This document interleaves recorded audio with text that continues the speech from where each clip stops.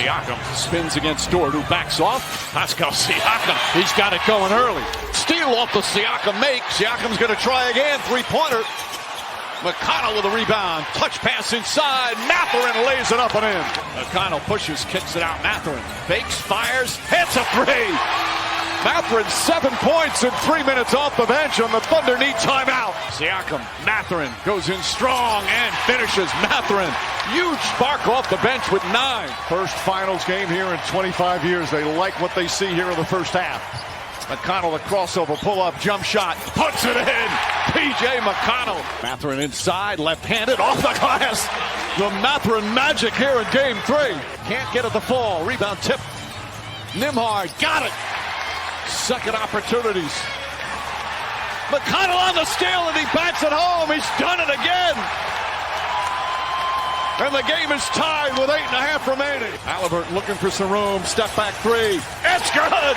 Tyrese Halliburton with a three-pointer. Halliburton on the drive. Can't get it. Toppin on the follow. Obi Toppin. A 12-point turnaround here in the fourth quarter. Jalen Williams the drive. Shot blocked by Toppin. Halliburton's cross court. Neesmith puts up a three. Bang! Holmgren fakes. Kicks it out. Jalen Williams off the bounce. Back to Holmgren. Holmgren three-pointer blocked by Turner. Holmgren gets it back with 4 to shoot. Holmgren down the lane. The runner. It's going the other way. Holmgren thought he was fouled. Now Siakam inside. And that will do it. Finishing touches. The Pacers dream of their first NBA title very much alive. They're 2 wins away from a championship.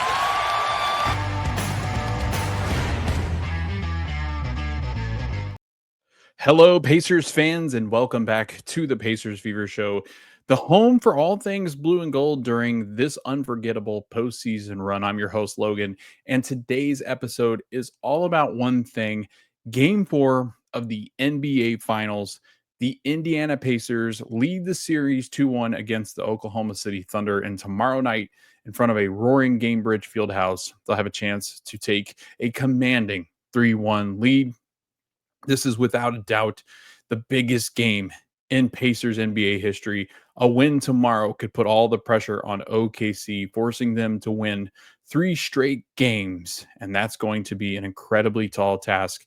And the Pacers know that. They've got to put the pressure on them. And we will be previewing Game 4 as we're going to break down all the keys to the game, how Indiana can build off their momentum, what adjustments the Thunder might need to make, and which players need to step up under the brightest lights of their careers.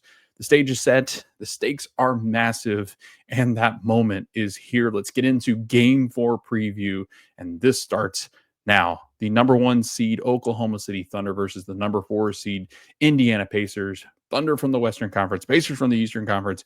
It's the NBA Finals, and your Indiana Pacers lead 2-1 after a Game 3 win in which they took that 116 to 107.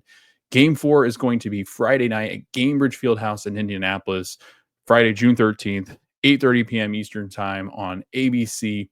Game 5 will be Pacers at Thunder, Monday, June 16th at 8:30 p.m. Eastern Time on ABC.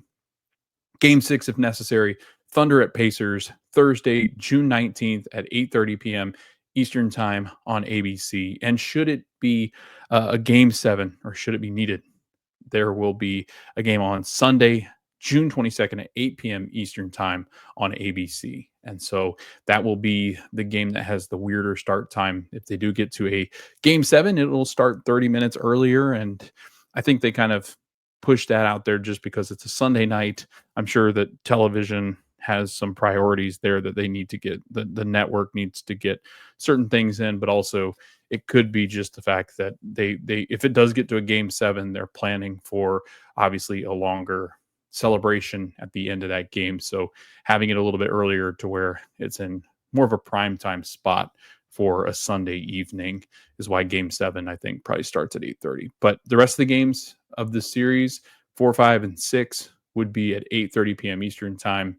And you can find, again, those games on ABC. Game 4 preview. We are here We did a reaction to game 3. So if you missed that one, you can go back and listen to my full breakdown of game 3. And that is on our YouTube channel or anywhere that you can find your podcast. And again, we are over on YouTube. So like, subscribe, comment, and share. We'd love to get some more following over there. And then also you can find us anywhere that you can find your podcast. If you give us 5 stars, thumbs up, whatever it is that you give podcasts, it would help tremendously. People find our content and we can continue to grow this fan base of this show, but also just more like minds getting ready to talk some Pacers. And I'm always looking for co-hosts. So if you're interested in joining the show as a co-host or interested as joining in as a guest, I am always open to that discussion. Just slide into the DMs, leave me a message, and we will discuss possibly joining as a guest or co-host. I do cover the Indiana Fever as well. So this is why the name of the show is called the Pacers Fever Show. We will cover all of the things that are happening with the Indiana Fever as they get ready to play on Saturday night. So again, another crazy weekend for the Pacers and the Fever. Pacers play on Friday night at 8:30, and then Gainbridge Fieldhouse will host the Indiana Fever versus the New York Liberty. So a really big game on Saturday. I think that's at 3 p.m. Eastern time on ESPN. So a quick turnaround from what is the biggest game in Pacers history, and we're going to preview that now. But before we do that, we're going to get into just some last-minute thoughts about the Game 3 win over the Oklahoma City Thunder. Had a day to kind of ruminate on just what happened in this game and how much it meant for the Pacers going forward in this series and all the things that they did well in this game. Some things that they're going to have to take away, and we'll clump that all in to the game 4 adjustments that are needed. But I did just want to kind of go back through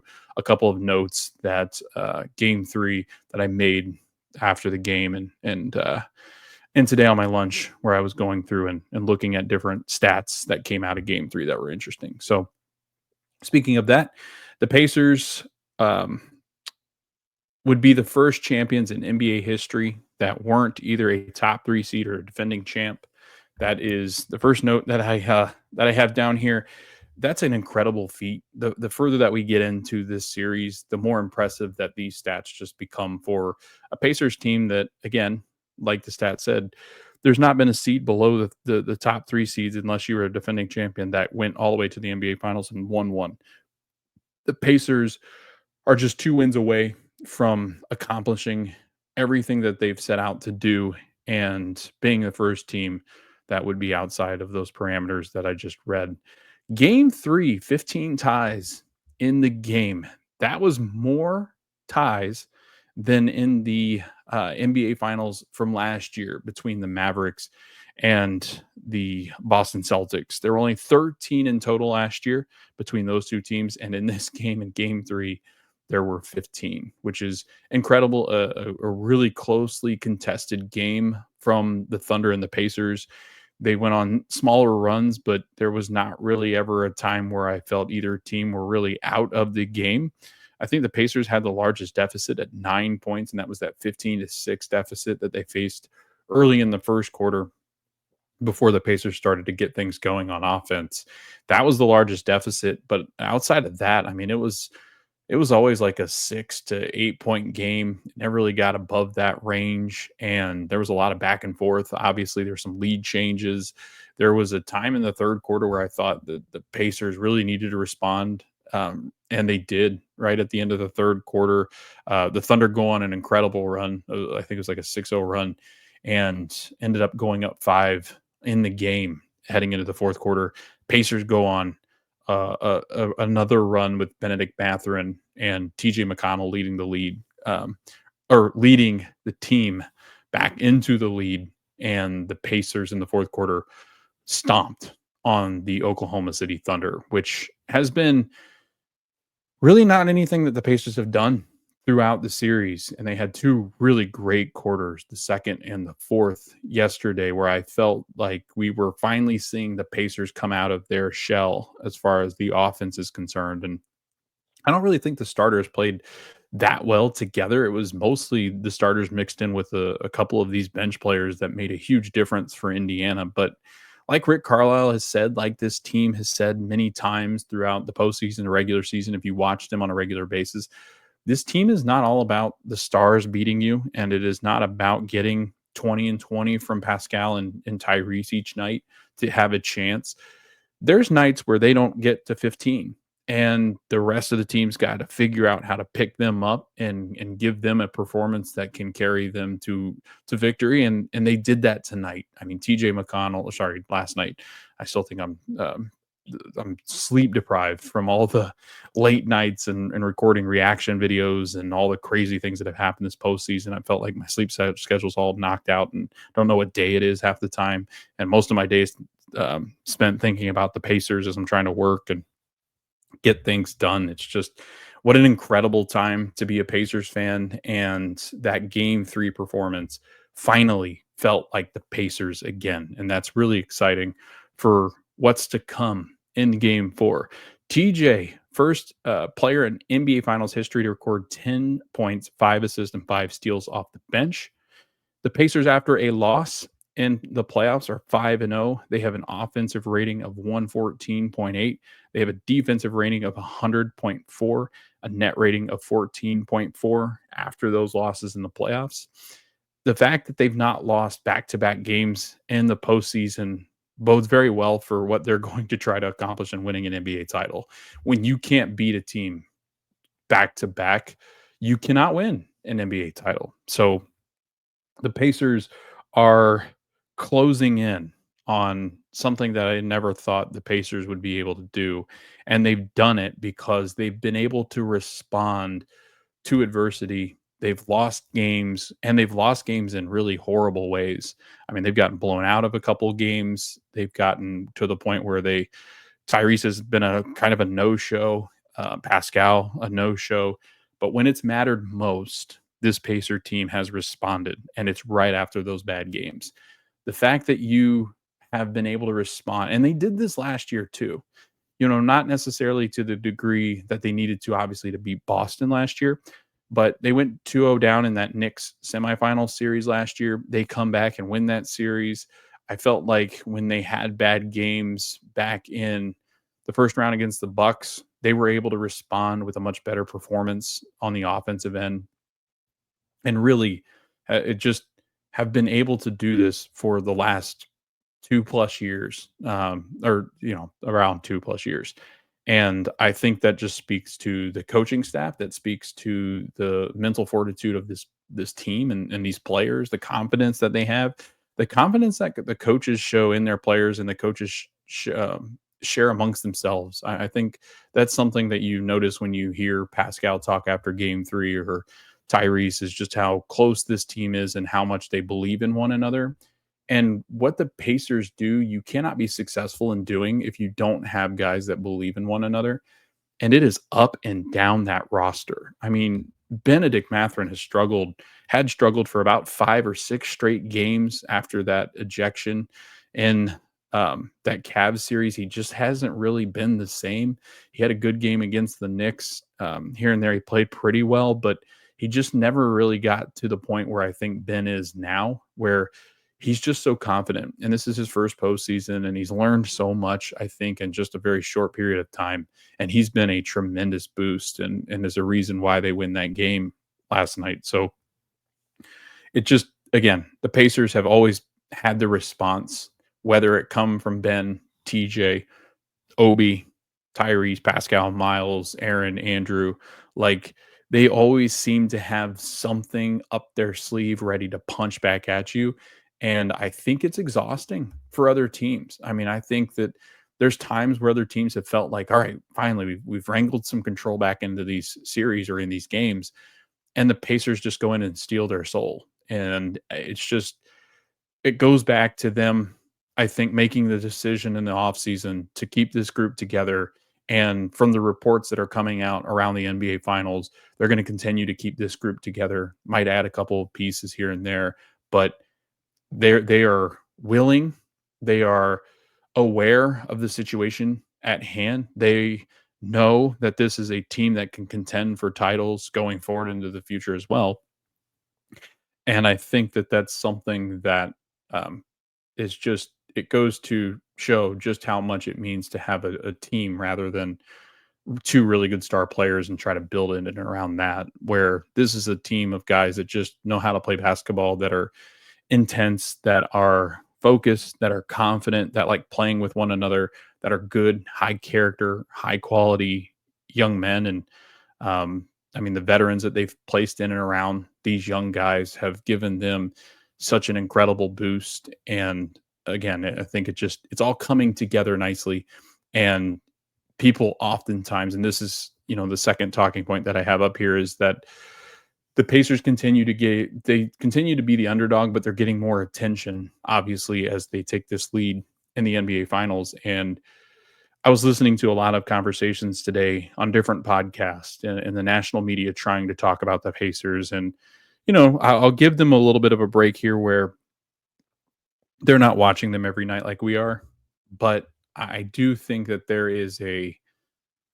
needs to be more of a focus on some of these smaller market teams. I mean, it does you no good to watch if you're covering this league, to watch LeBron James and Kevin Durant and them play 82 games when at the end of the day, when those players are no longer in the NBA one or no longer in the postseason, it kind of puts the national media into scramble mode. And I think that, and I do a podcast where I cover a whole league. I've got a whole league that I cover in MLS with American soccer called the Stateside Soccer Show. And while I can talk in broad view of the league and these teams, I don't understand the teams as well as somebody that watches them every day, that are beat writers, that are team focused content creators. And I think that's something that the national media will, I mean, think about that. Even if it's your job, to try to watch every single game is impossible. To have the time to do that is impossible. And I mean, unless you're, this is all you do, like you eat, breathe, sleep basketball and don't have any kind of life outside of that, I think you could do it. But the fact that they're speaking, it's oftentimes off of looking at box scores, looking at stats, looking at short clips or highlights, and you can't get a very good sense. And it helps when they're in the playoffs because then you kind of have that series that you're focused on. But so many of these guys are, one, they're not guys that went to school to be journalists, and they're former players.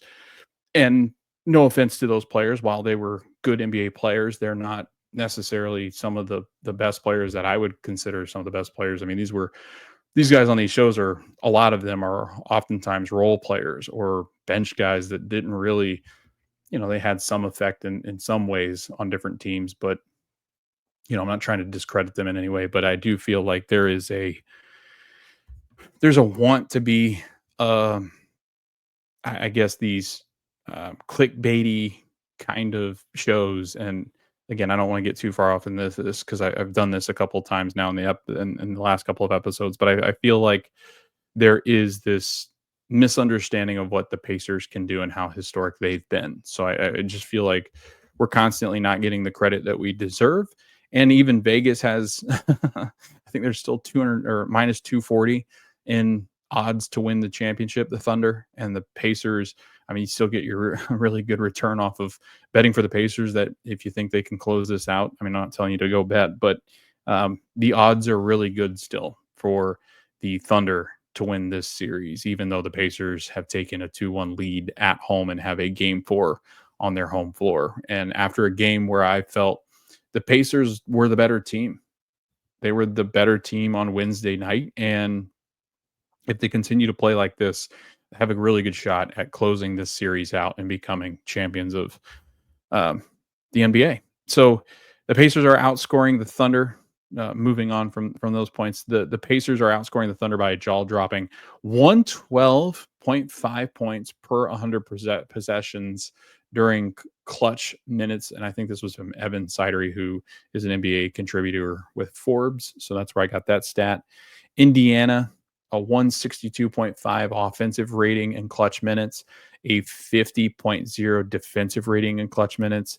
The Oklahoma City Thunder in this series are obviously a 50 offensive rating and a 162.5 on defensive rating. Those are glaring discrepancies between those numbers, how good the Pacers have been in clutch minutes. And we talked about this at the very beginning of this series. And even I've had conversations with multiple people about the Oklahoma City Thunder. When you win 50 plus games by 10 or more throughout the regular season, and if you beat the Eastern Conference teams and you have a record of 29-1 against Eastern Conference teams, you're not really facing a whole lot of crunch time and minutes that really matter. Those high pressure moments, how to play in those moments. What does SGA look like in those moments? Who can he rely on to be his number two? Should they need a number two to help him along in those crunch time minutes? And while I think they will figure it out, they're a very good team. I think that they are a team that will contend for titles in years to come as well. I think that Pacers are 1 and 2 with this team. And, you could decide and determine which one's the better one. And maybe you're like, well, let's wait till the end of the series to figure out who's the better one, who reigns supreme. But I think if you look at just what the Pacers have been able to do in crunch time has been the biggest difference. Another stat, the Thunder are a minus 27 in the fourth quarter in this series. They were a minus 27 in the fourth quarter across the whole postseason as well. The Pacers have been a plus 27, obviously, in this series, but they are also, I think, right around a plus 27 too. I mean, it's incredible just how consistent they've been in the crunch time with their plus minus, but also it just speaks to the fact that this is a team that is very used to play. I mean, think of all the crunch time wins that they've had. The big shots from Tyrese Halliburton come in crunch time. Their ability to put away the Knicks, they've had to do that in crunch time. The Cavs as well. Even the Bucks series in Game 5. The Pacers are used to these high leverage, intense, very gritty, sloppy at times minutes, and the Thunder just haven't been in that, right? You go back to the Minnesota series, they pretty much blew them out of every game. You go back to Denver, and they had some moments where it looked pretty hairy for them, and they lost a couple of games in crunch time in that Denver series. And I think Denver kind of gives you that blueprint of if you can keep it a close game, the Thunder do have a harder time because they are I think they're the second youngest team based off the average age. I think it flip-flops back and forth between them, and I can't remember who else is the bottom. I think Utah maybe, but anyway, they're 1 or 2 as far as the youngest team in this league, and it shows. It really does. I think J-Dub was really good in crunch time and played really well, I thought, in the fourth quarter. But Shea looked gassed. Chet looked completely overmatched by Miles Turner. And then outside of that, they really weren't creating anything offensively. Those were the two players they were leaning heavily on between SGA and J-Dub, and it just didn't go well for the Thunder. Only 18 points in that fourth quarter, and in the NBA Finals or any game, you can't have 18 points in a fourth quarter that you're hoping to win. And it really did. I think it came down to just inexperience. They allow the Pacers to score 32 points. And after a really good run in the third quarter where I thought they could steal back momentum and make this series really tough on the Pacers, they let the Pacers just stomp them in the fourth quarter. And now the Pacers have quite an advantage. And if they win game 4, you're talking about the ultimate advantage. So again, I thought the Pacers were really good in crunch time minutes, and so I had to look that up and see if there were any stats surrounding that. Benedict Matherin's 27 points off the bench are the third most in NBA Finals history. He's the first bench player to score 25-plus points in the finals since Jason Terry in 2011. Benedict Mathurin is the first player in NBA Finals history with 25-plus points in under 23 minutes played. Players this century to score 25-plus in a finals game at 22 or younger: Kawhi Leonard, LeBron James, Tony Parker, Kobe Bryant, and Benedict Mathurin. If you are in that conversation where you are with 4 other Hall of Fame players, then I think that's pretty good company to be in when you're 22 years old. So again, Ben was fantastic, and we'll talk about him as we get into the game 4 preview. The Pacers are 33-4 when Halliburton has over 20 points this season. From Tyler Smith with Indy Sports Legend, they are 48-19 since January 1st, nearly a 60-win pace if you take it out to a regular season sample size. They are 14-5 in the playoffs, and after those 5 losses, have not lost a game. They have not lost consecutive games in over 3 months, have yet to trail in a series, and are 2-1 against a team that went 29-1 against the Eastern Conference and have won over 80 games with the regular season and postseason combined. The Pacers' offense was the biggest difference in game 3 compared to game 2 and most of game 1. The bench has been a tremendous help and have boosted up this Pacer team. We saw this a lot last year where, I mean, it was so lopsided in the margins between the benches that the Pacers bench last year was just at a crazy level. And I think they've gotten back to that point where they're a similar type of force off the bench. 49 points for the Pacers bench in game 3 compared to Oklahoma City's 18 bench points. The Pacers bench trio of TJ McConnell, Benedict Mathurin, Obi Toppin are outscoring the Thunder by 34.1 points per 100 possessions. Their offensive rating, the three of them, 129.5, 95.5 defensive rating. That makes that net difference of 34.1. Indiana's second unit has been the much needed punch that the Pacers have needed. And it started with just the pace of play. I mean, TJ McConnell getting 2 steals and then throwing the ball and getting a turnover off of an Oklahoma City Thunder defense and having 5 steals in total. And then also Nembhard and Halliburton and Nesmith, Turner, Siakam causing all sorts of problems defensively as well, with a bunch of big blocks from Miles Turner late, Obi Toppin with a big block, Halliburton with some really great defense and knocking the ball away, deflections, and just causing problems. This Pacers team, when they defend like that, I tweeted this too, when they defend like that, I think that's what you got to take into game 4. You become that fast-paced team because you're capitalizing off of turnovers. They turned the OKC team over. I was going back and forth between different things. Like today, people kept saying 19, and then in the box scores, it says 17.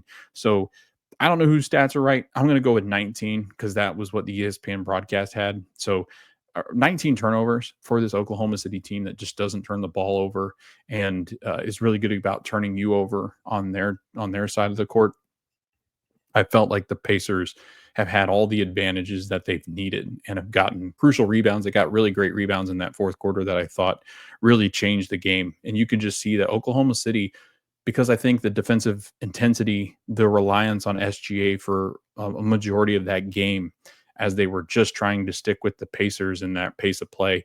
I think over time, SGA gets worn out. You know, Chet is just not as physical and I don't think can operate as well against Miles Turner. And the more Miles has seen Chet with the spin moves and the moves that he's making around the basket and where he likes to go right, he loves to go right. I think Turner has figured him out. And because Miles is so much bigger, so much stronger than Chet, he's caused Chet all sorts of problems on the defensive end. I think Pascal has done a really great job on the different assignments that he's had. He's had to guard J-Dub at times, Case and Wallace at times, Dort even. So, again, I think the Pacers' defense has led to this pace of play, and that was the biggest difference in Game 3, the more you go and look at it. And then just the way that the Pacers have defended in total against this Thunder team. You look at SGA was the closest.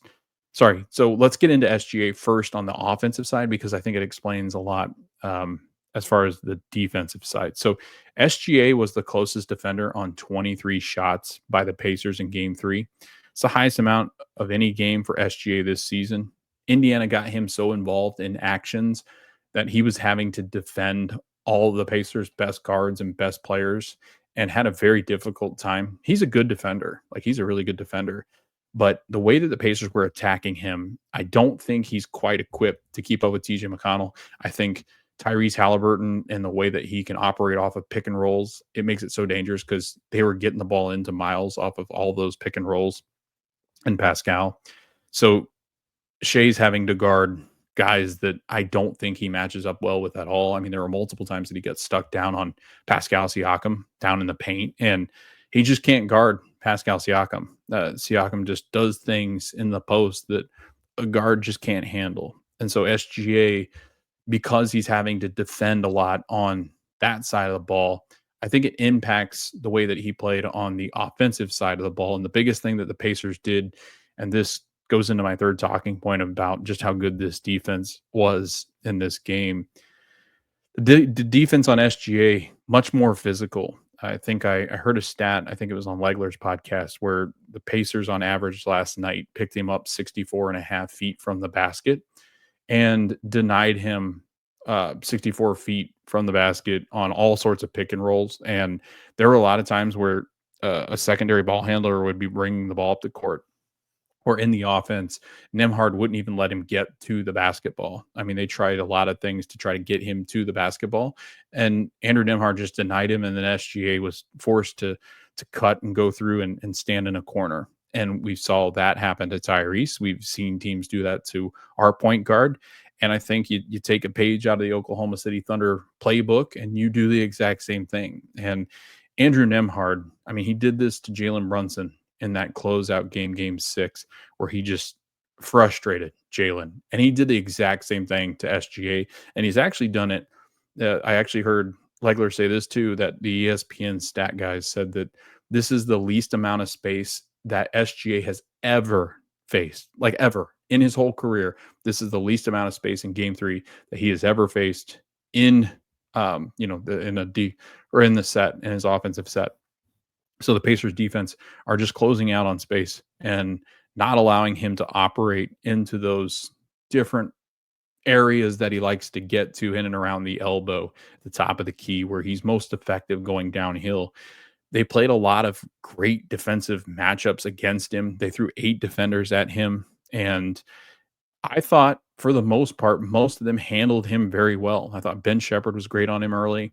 I thought that Aaron Nesmith, when he did get forced over onto Shea, he was really good defending him. Pascal Siakam ended up on a couple switches where I thought he defended him really well. And late in the game, he made a huge stop on SGA. There was one time where they double teamed him, and Turner got involved and defended it really well to keep the ball away from SGA and his effective spaces. Ben Shepherd had one where SGA was trying to draw a foul, very similar to the one that he made in Minnesota, where he's falling down and just kind of throws it up. He tried that same kind of thing, and Shepherd just stayed vertical in his lane and didn't come over to make contact.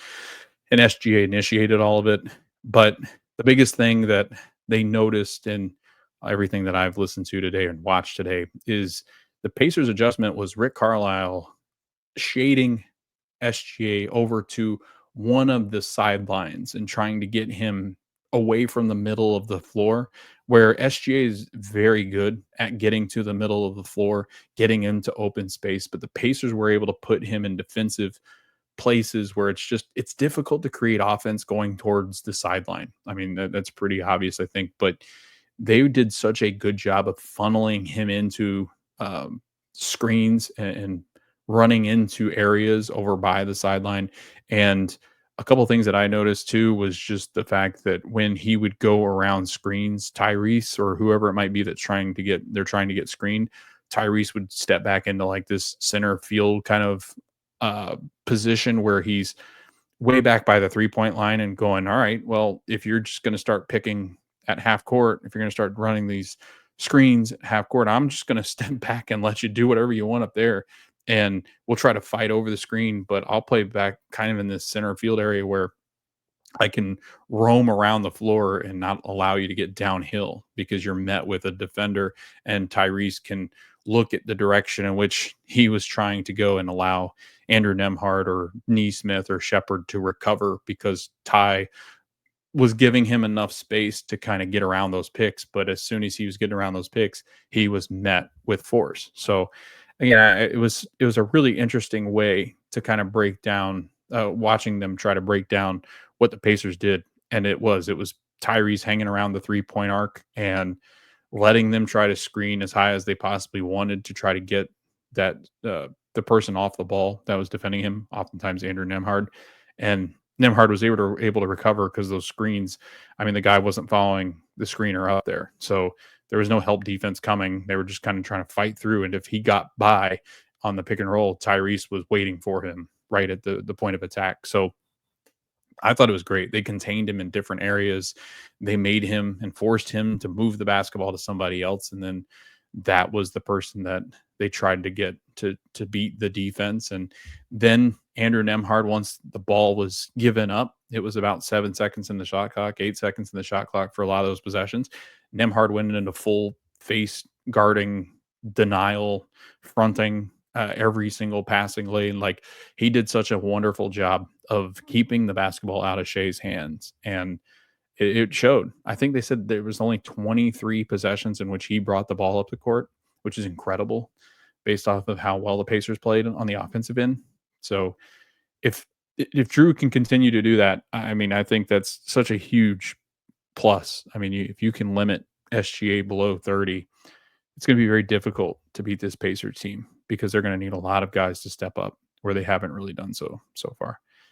According to ESPN, SGA was contested on 18 of 20 field goals attempted. He was 9 of 20 from the field, 45% from the field, 1 of 3 from 3, 6 turnovers, only 4 assists, doubled 14 times, picked up in the backcourt 19 times, had 8 different defenders thrown at him, and the Pacers just wore him out. I mean, you got to the end of the game, and on the offensive end where they lean heavily upon him to create something, only had 3 points in the fourth quarter. And it was because he was gassed. I mean, they said that multiple people said they looked at him in the fourth quarter and even in the third quarter where SGA was grabbing his pants and just kind of like bending down like, geez, like this is exhausting. And we've seen that. We've seen the Pacers do this. And honestly, this is a little early for what the Pacers usually, I mean, it's usually like game 5 where you start to notice those things. But I mean, now you've got 36 or you had 36 hours in between game 3 and game 4. I mean, that's a quick turnaround. And if the Pacers can continue to do what they do on the defensive end, they're going to create a lot of problems for this Oklahoma City Thunder offense. And we previewed that. We knew that SGA was going to get his, but there have been a lot of times in the regular season and throughout the postseason where this Thunder team has struggled with consistency, and they did again in game 3. And I think you can do the same thing in game 4. Those younger players, those role players, just not playing as well on the road. I mean, I don't think you get another Dort game like you got in game 3, the way that he shot the basketball. He never missed in the first half, it seemed. Caruso was really good in game 2. I don't know if you ever get a 20-point game out of him again. So, I mean, you kind of ruin the Caruso game. You've ruined the Dort game. And, I love listening to James Boyd talk on 1070 Fan because he's like, he believes that there's 3 things that happen. You have to have your star player do it. You have to have your second option do it. And then one of your bench guys have a game. And that gives you 3 games. And then after that, you kind of have whatever might happen after, where you get maybe another role player that has a really good game, or 2 star players have a great game together. So there's different ways to win a series. There's different paths. And the Oklahoma City Thunder have done a lot of things to win this series. I mean, they've done a lot of things where, I mean, you could argue that the Thunder could possibly up, 2-1 or 3-0. And the Pacers have just been the better team in the moments where it's mattered. And that's been in the fourth quarter and both of these games that they've won. So it comes down to experience. It comes down to being battle tested. And when a team is not winning games in the fourth quarter, you do start to question their experience or lack thereof, or do they have the grit and the means to end a game or close out a series? And we'll see what the Thunder can do to respond in game 4. Very good team, very good defense. I could see a response coming. I could see this going back to OKC 2-2. But if the Pacers play the way that they did in game 3, knowing the opportunity that they have in game 4, I do think it's going to be a very close game coming up on Friday night. In the NBA Finals, Benedict Mathurin. So this is how vital this bench has been, right? In the NBA Finals, Benedict Mathurin is shooting 91% when guarded by the Thunder's elite perimeter defenders. Lou Dort, he's shooting 100% against. Jalen Williams, 100% against.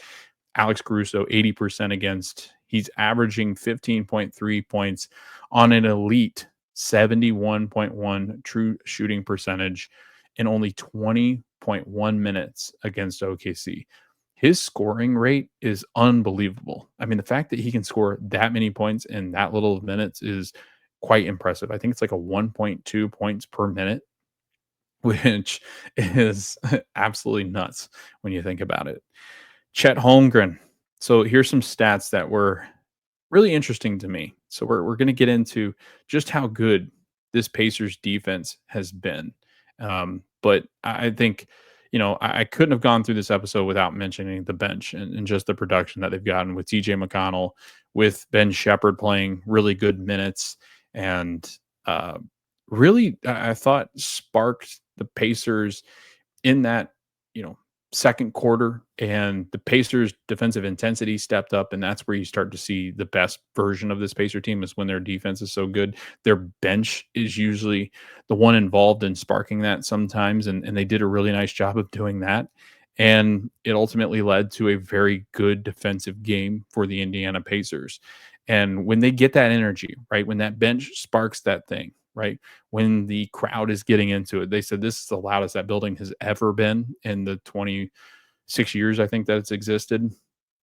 They said it was off the charts loud. I mean, loud. There were people there that said it was louder than OKC, and that's really impressive, because OKC is very loud. But yeah, they spark a defense that was needed in Game 3. And speaking of, let's talk about some of the individual stats when players are guarded by certain players. So Chet Holmgren is shooting 31.6% in the NBA Finals when defended by Miles Turner. He's 6 of 19, and Turner has 6 block shots against Chet, and Turner is just way stronger than Chet is. I mean, the physicality, you can just tell, is a huge difference between a guy that's been in the league for 10 years and a guy that's been in there for 3.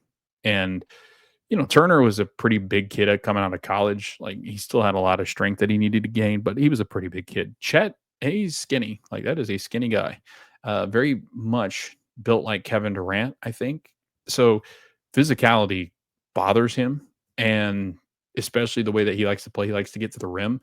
But if Miles Turner is there with him at the rim, it's not going to go well for him, because he's just not strong enough to get. He has to beat Miles off the dribble.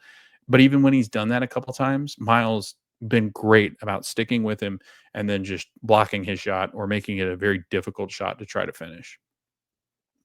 Gilgeous-Alexander is shooting 35.3% in the NBA Finals when guarded by Andrew Nembhard or Aaron Nesmith. Nembhard, SGA, is 7 for 20 against Andrew. That's 35%, and has turned the ball over 5 times. Against Aaron Nesmith, he's 5 of 14, 35.7%, and he's turned the ball over twice. Ben Shepherd had a really good night on him last night. I thought that he stayed with him a lot better. Ben doesn't really bite on those up fakes, and neither does Ben McMathrin. I thought both of them spelled Nembhard and Nesmith pretty well, as good as you can against SGA, the league MVP. But put some respect on Aaron and Andrew, because those are 2 elite defenders, and I think if they play a whole season, they both deserve to be in the conversation for all defensive team for the next couple of seasons that they're going to be playing together. So again, in that 10 and 15 start, the season turned around when those 2 came back, because the defense got better. It was a lot on the defense. And when those 2 came back, they were an absolute force defensively, and teams had a hard time scoring. And those are 2 very good offensive players as well. So that was key when the Pacers got those 2 healthy again. And their defense has been elite since those 2 have come back. The Thunder have played Chet Holmgren and Isaiah Hartenstein together for only 5 minutes in the NBA Finals, according to Evan Sidery from the Forbes, NBA contributor from the Forbes publication. And Oklahoma City, again, Game 1 made that lineup change, right? And this has been a big talking point for this series, and has really reared its head here in Game 3, heading into Game 4. There's a lot of discussion about Daigneault making it a change, but he's already made that change, right? He went with Case and Wallace over Hartenstein, and we've talked about this. We talked about this at length when we were talking about the Cavs and when we were talking about the Knicks. When you mess with a starting lineup, I don't care if you've been like the Thunder where, there were guys hurt throughout the season and guys stepped up and it's next man up kind of mentality. When you take out somebody that's been a cornerstone of your starting lineup for the whole season, and you've had that same starting lineup in the postseason throughout the whole postseason, and you've beaten the doors off of people, and then you get to the NBA finals, and then that's when you decide, hey, you know what? Maybe we should switch that lineup up. Maybe we should start Case and Wallace over Hartenstein. The men Just the mental aspect of, like, if I'm the Pacers, I'm going, "Dude, you're already making adjustments before we've even played a game?" Like, that feels like an advantage. If I'm the Pacers, I'm going, "Alright, we've already got them kind of on their back heels here." Like, they're already worried about what's gonna happen with their double big lineup. And I get it. Dagnolt's watched what the Pacers did against the Cavs, who have two of the best defensive bigs in the league. I would say those two are better defensively than Hartenstein and Chet, if you got Mobley and Allen. And then they saw what the Pacers did against the double lineup of Mitchell Robinson and Karl Anthony Towns. They were able to get out and run with pace. And I think Dagnolt, being a good coach, saw that, but I think reacted too quickly, right? This game is all about how you react.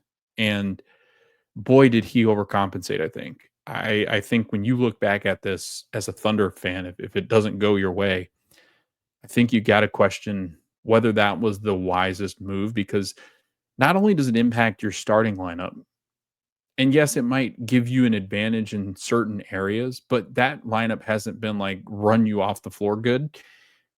Whereas that other lineup with Hartenstein and Chet had, you've done that all see like it's so strange to me. Like, in no world is that normal where you have something that has just been so elite for the whole season, and all of a sudden, before a series even begins, you're like, you know what, let's change that. It doesn't make any sense. And I know and the bad thing is he's kind of in this weird between a rock and a hard place where I feel like he's admitting his mistake if he puts Case and Wallace back on the bench and he brings Hartenstein back in. But if he doesn't change it, he's also just going to run into a problem where maybe that's looked at as being a deciding factor as to why the Pacers win the series, because of the advantage that Pascal has had when he's played.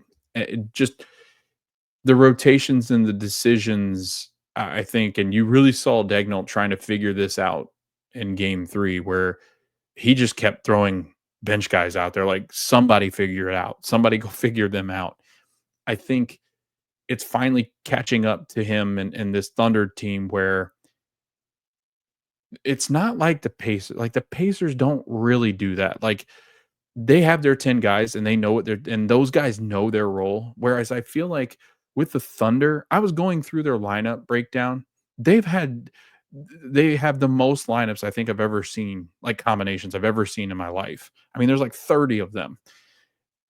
It's incredible. It's great for, it's great. It's a good story, right? They've done this throughout the year. It's worn teams down, but like they've bragged about going 12 to 14 deep. But at some point, there is got to be somewhere where the players, I don't care if it's next man up mentality, you can't get into a flow. Like, there's no flow. Like, you're trying to figure, like, Isaiah Joe's out there all of a sudden, and then Case and Wallace is out there. Wiggin, hell, he put Jalen Williams in, like the other J Dub. They put him in. He's like, oh, you go figure it out. Like, he hasn't really played at all. I mean, just I get it. It's worked for him, but against this Pacer team, who's got a very stable 10, who don't really change the lineup coordination and the rotations and the pieces that are out there together. They don't really change that up too much. Like, they might change how many minutes they're out there together, but like they don't just like randomly throw Tony Bradley in there with like Pascal, and like they don't do that, and the Thunder do. And I think, having been a player, having been on a team that the coach has tried that, where like it's line changes and then all of a sudden that doesn't work, so now they're just rotating pieces that work. It becomes hard to get into a groove because you don't know if you're going to play or when you're going to play or who you're playing with. and it's happening so quick. And I think that's what the problem was defensively. Like, think about all those moving pieces, right? Think about all those lineups. You're not used to playing with some of those guys. So it's like I'm confused. Like, Hartenstein's not used to playing with the second unit as much. It just, again, when you mess with a rotation, you don't just mess with one, you mess with every other rotation that you have. And because the Thunder have a billion, it messes with every single one of them. So again, I do wonder if Daigneault sees that in the same light. Probably not, because he's continued to do it and they've had success.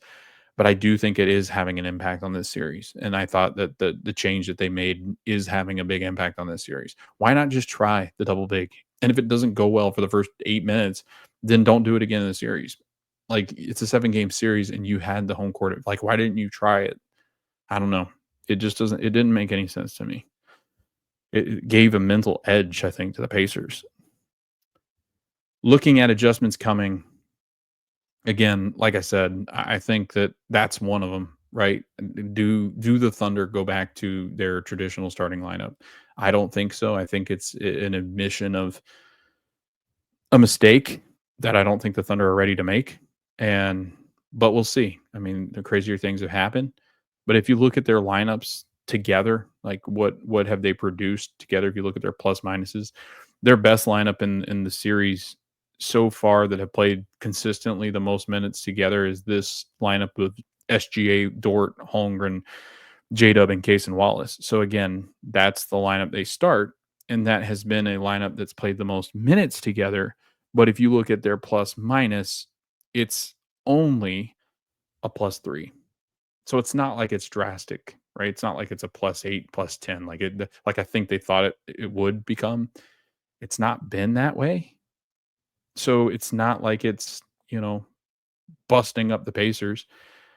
So the fact that you go to it, would you take that advantage over having a lineup out there that you've run out there every single night? I mean, not every single night, because obviously there were injuries and stuff. But in the postseason, they've run that same lineup out, and all of a sudden you're like, no, let's try this new lineup that's not like exceptionally better. I don't understand it. But again, you look at their lineups that work together. That's one. And then you have to go down pretty far to find ones that play together. I mean, 2 minutes together is oftentimes what you see.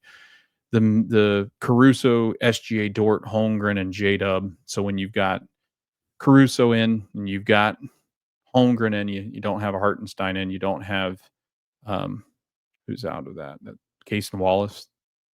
That lineup's pretty good. 12 points. They're a minus, or sorry, they're, as far as point scoring, they're second best, but they're also a -3. They're not as good defensively. Like, that's a smaller line. I just, it's very confusing to me, and maybe that's where the Pacers have an advantage, because some of these lineups that they're putting out there, the Thunder, I feel like it's too much.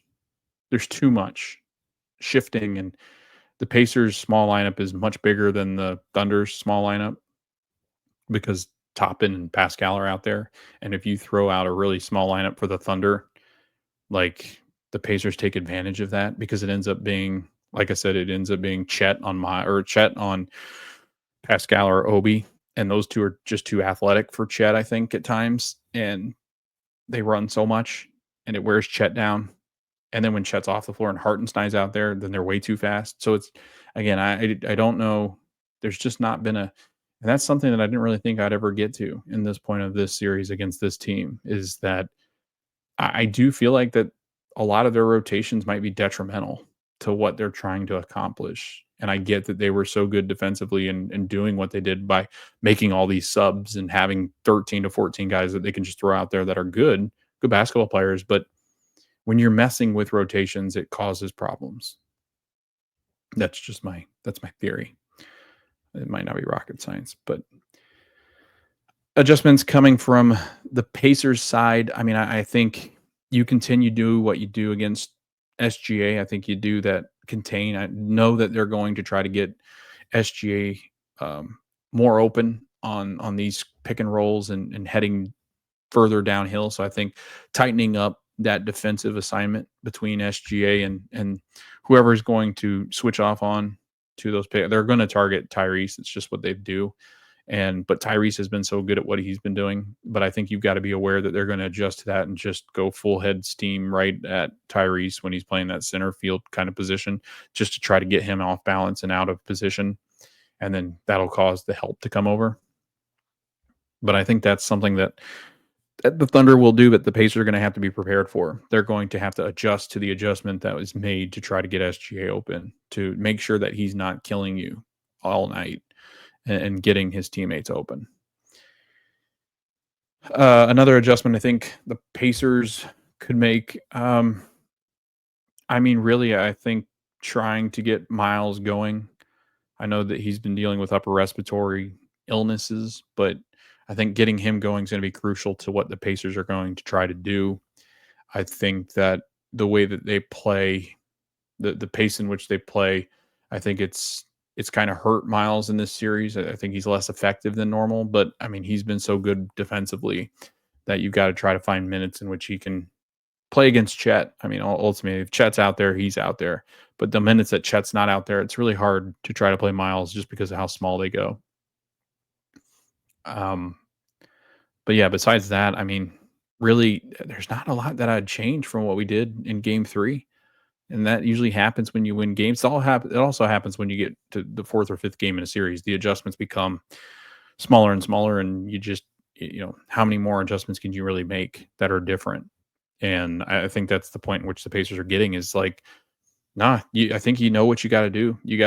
I think you got to defend J-Dub better. I think that is something that you can focus on now too, is how do we defend him better? Because he was a pain, and maybe, I think you live with Dort shooting those threes. I don't think he gets as hot again. So I think the way they defended him was fine. I think adjusting to, coming out early. I think in Game 4 you got to come out early and hit him hard. And I think some of those adjustments might be just keep going at your pace, find different ways to get Tyrese open still. And I think what they did in Game 3 worked. Keys to the game. Defensive intensity, that's going to be key. If they play good defense in Game 4, the Pacers, they'll win the game. Like if they keep the Thunder under that 110 mark, they'll win the game. Because if the Pacers are playing how they're going to play, I think, on offense, if they can get to that 110 mark, then, again, the Pacers have not lost a game when going over that 110 mark in the postseason. So I just think it's vital to what the Pacers are doing is their defensive intensity and turning the ball over, getting Oklahoma City uncomfortable. Like OKC looked very uncomfortable in this game, and I think it was just the defensive pressure picking up 94 feet. I think you do it again, and I know it's on shorter rest, and the guys are going to be a little bit more sore and tired, but this is it. This is the finals. You got to do it, and they're going to be just as tired too. So I think you continue to just smack them in the mouth and play 94 feet. TJ McConnell just face guarding every single time you inbound the basketball. Tyrese all up on your grill. You got Pascal coming up the floor too, defending up, 80 feet. So I think that's going to be key number one. If you play as well as you did defensively in Game 4 that you did in Game 3, you'll win this game. Tyrese needs to adjust to the OKC, the defensive adjustments. They're coming. Like I think they're going to try to eliminate him further up the court again. I think they'll try to implement as much pressure, 80 feet, 90 feet, whatever it might be up the floor. I think they're going to try to face guard him and keep the ball out of his hands, make Andrew Nembhard the secondary ball handler. So Ty needs to adjust to that. Ty needs to get ready. I think Miles Turner will be key in that, using that big screen coming up the floor. Bench scoring, I think, I don't think you're going to have quite as good of a game. I mean, I could be wrong, but I don't think you're going to have a 48, 47 point game from the bench again. So, but I think, 30 is what you ask for, 30, 35, whatever it might be. I mean, that'll be massive. I mean, if you can get 30 plus points from your bench, that's great. But I think they can do it. I think the way that they're playing right now, I think you kind of come to expect it now in the way that they've played these games, and they're at home. A big bench game again would be just demoralizing, I think, for OKC. But the starters have to play better, and I think that's a key that I should have put down, but I didn't. The starters just had to be better. There was some foul trouble early, so I think that's what caused a lot of minutes for the bench, and the bench came up clutch. because Nemhard, Neesmith, and Pascal were in foul trouble. Crowd vibes, I think you got to get into it early. Like, we've not had that game yet in this series where they come out like gangbangers and like just like absolutely crush this team. And I think you can do it. I think that you can bust up this team early. I think you can knock them around. And if you do that, the pressure is just going to be immense on this OKC team. I think that they're going to really struggle if they get down by 8 to 10. I think the Pacers' defensive pressure is better when they're better on the offensive end too. Like, it's a two-way game with them, right? Their defense is good, their offense is good. If their offense is good, their defense is usually good. It's just how it works with the Pacers. They're very good about that. And I think you really have to take it to them early. Get Pascal involved again early. Get Tyrese running downhill. If that turns into points, it turns into points. If it doesn't, then it turns into assists, and we're fine with that, right? If Tyrese has 2 to 4 points but has 7 assists in that first quarter, you live with that. That's something you want. So offensive intensity and focus from Ty will be important to get that crowd going. Because once the crowd gets going, that place is going to blow the roof off. If they sense the Pacers are able to take a 3-1 lead in the NBA Finals, that place will come unglued on how intense they will be. And then that pressure is so much on the young shoulders of the Oklahoma City Thunder. Crunch time capitalization, again, I think it's just so important that you put them in those moments. These are going to be close games, I think. You got to put them in crunch time. You cannot let them get out to an 8 to 10 point lead. Can't let them get comfortable. Put them in a 2-point game, 4-point game, even a 5-point game, 6-point game. Like, that lead in that third quarter, that's what you want. I mean, that wasn't ideal for that quarter to end on a 6-0 run, but 6 points, like keeping them right there, see what happens. They've not done that well. They've not handled that pressure well. And I think that could be key in game 4. I think this is going to be a really close game. I think it's probably one of the closest games of the series. Obviously, I mean, game 1 was crazy close at 0.3 seconds when that game was won. But I think it's got the potential in game 4 to be that close too. I think this is the second close game that we get in this series. And I think you're always going to get every game from now on, you're going to get the best punch from the other team. And the Pacers have to match that intensity. Like, you've got to understand, if I'm the players, you've got to understand what's at stake in this game 4. You have to know that if you win this game, they now have to beat you 3 straight times to win a title. And all you have to do is win once. That's a lot of pressure on a young team. So that'll do it for our game 4 preview. Again, that is Friday, June 13th at 8:30 p.m. Eastern time on ABC. Pacers lead 2-1 in the series. Look to be in control after game 3, and at least in control of their offense again, which is really good, because for 2 games there, that OKC defense looked like they just had a chokehold on that offense. But now the Pacers look like they've got control of that offense again. They've got control of the series, and they could put a huge stamp on this season and on this postseason and then their playoff run with a big game 4 win. Let me know in the comments below. What do you think? What do you got for predictions? What are some keys to the game for game 4? What do you think happens? Who do you think is the key player, the X factor? Who do you think was the MVP of game 3? Let me know in those. Like, what did you think of game 3? That was an excellent game. One of the best games I think I've ever watched as far as the Pacers are concerned. But yeah, let us know your thoughts. I'm really excited to see what the energy is like in game 4. It'll probably be even louder than it was in game 3 because they know they're on the doorstep. They're 2 wins away from an NBA title, and the fans can sense it. I can sense it. The players.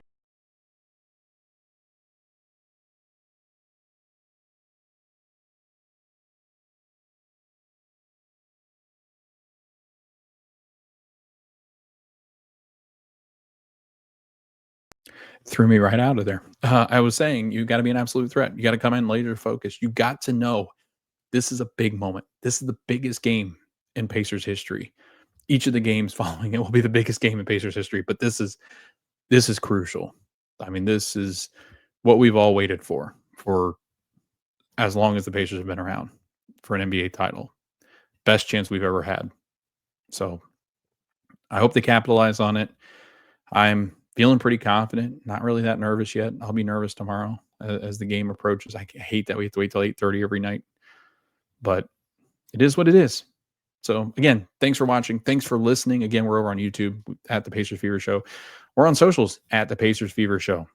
Give us a shout. Drop us a message if you want to join. I'm always looking for guests. Maybe after game 4, if you want to jump on and react with me, that would be great. It'd be a lot of fun talking about game 4. Maybe it won't be fun.